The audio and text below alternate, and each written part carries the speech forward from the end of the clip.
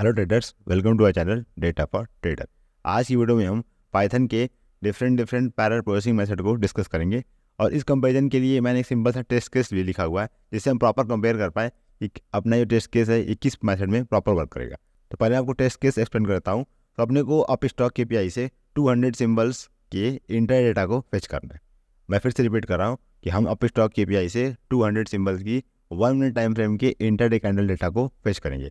As usual मैंने code लिखा हुआ है, तो मैं आपको बस यहाँ पे एग्जीक्यूट करूँगा और फिर हम टाइम को कंपेयर करें। ओके, तो पहले मैं कुछ इंपॉर्टेंट लाइब्रेरी इंपोर्ट कर लेता हूँ। Just execute this one. फिर अपने को चाहिए मास्टर लिस्ट, क्योंकि हम यहाँ पे अप स्टॉक डेटा को फेच कर रहे हैं, तो अपने को चाहिए सिंबल्स इंस्ट्रूमेंट की बेसिकली यहाँ पे है। Just execute this one. You can C 2140 entry, पर मैं टेस्टिंग के लिए केवल 200 इंस्ट्रूमेंट को यूज करूँगा। Okay, so execute this one. तो नाउ वी हैव 200 इंस्ट्रूमेंट। सो इसको मैं एक बार प्रिंट करता हूँ, जिससे आपको ये आइडिया मिल जाएगा कि यहाँ पे कौन कौन से इंस्ट्रूमेंट है।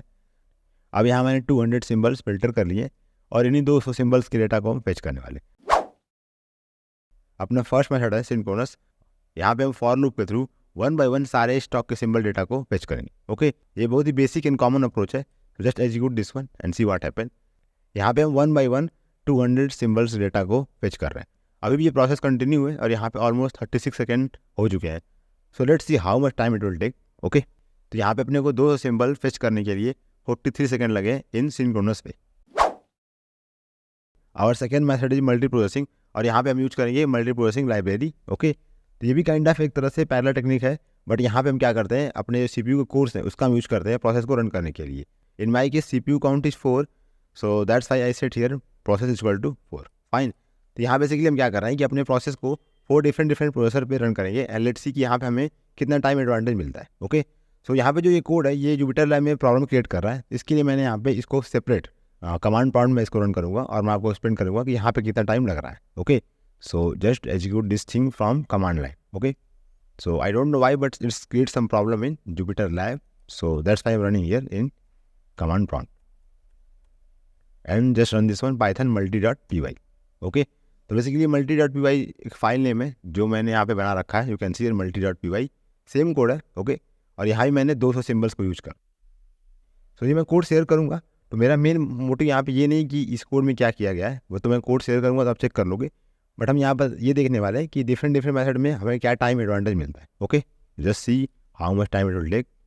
तो ये प्रोसेस स्टार्ट हुआ, you can see here it will take around 21 seconds. Okay, so हमें जहाँ पहले प्रोसेस में लगा था 43 second, if I am not wrong it will take around 43 second. Okay, just half time हमें यहाँ पे लगा है in case of multi processing. Okay, our next method is threading and यहाँ भी मैं 4 थ्रेड्स को यूज करने वाला हूँ। Okay, just run this one and see how much time it will take in case of threading.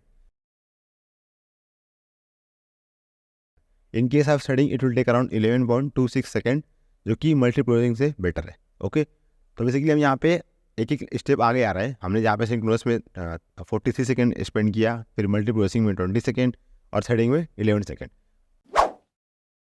And last method is asynchronous और यहाँ पे देखते हैं अपने को कितना टाइम लगता है। So just execute this one and call await async call and see what happen here and you will see a 2.12 second. okay, सबसे fast and efficient method है asynchronous. okay, so let's revise everything from start. So 43 second in case of synchronous, in case of multiprocessing it will take around 21 second. okay, so 43 then 21 then threading में 11 second और asynchronous में only 2 second.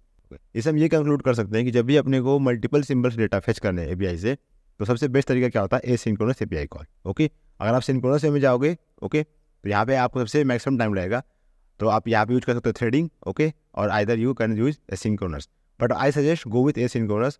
But problem क्या है कि most of the broker की जो API calls है वो यहाँ पे सिंक्रोनस में है। ओके, तो आपको यहाँ पे कुछ 2 एपीआई ऐसी हैं जो कि एसिंक्रोनस कॉल प्रोवाइड करती हैं, एक है फायर्स और दूसरी है अपस्टॉक।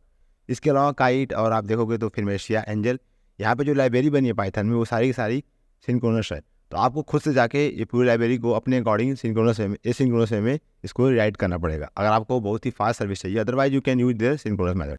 सिंपल रूल ये, फॉर मैथमेटिकल कैलकुलेशन और may be your plotting indicator on data आप यूज कर सकते हो multi processing, but in case of data fetching from API और डेटाबेस क्वेरी के लिए आप यूज करो threading and asynchronous. Okay, so for IO bond go with threading and asynchronous, for CPU bond go with multi processing. Okay, मैंने 2000 symbols के data fetch किए थे using एपस्टॉक API. उसका जो रिजल्ट है मैं यहाँ पे एक्सेल में आपको डिस्प्ले कर रहा हूँ। सो एसिंक्रोनस में लगा अपने को only 6 second, multi processing and threading में ऑलमोस्ट सेम टाइम है, और सिंक्रोनस में लगा अपने को 315 सेकंड।